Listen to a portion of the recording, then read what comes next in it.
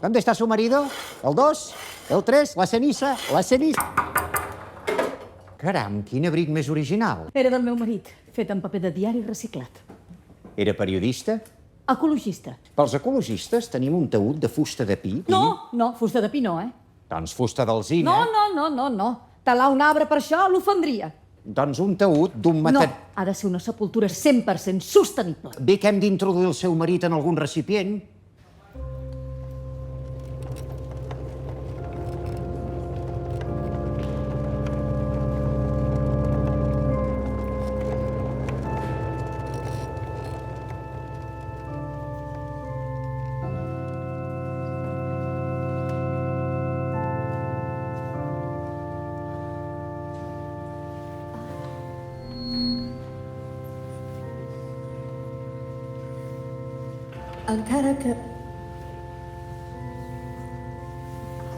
Encara que siguis de plàstic.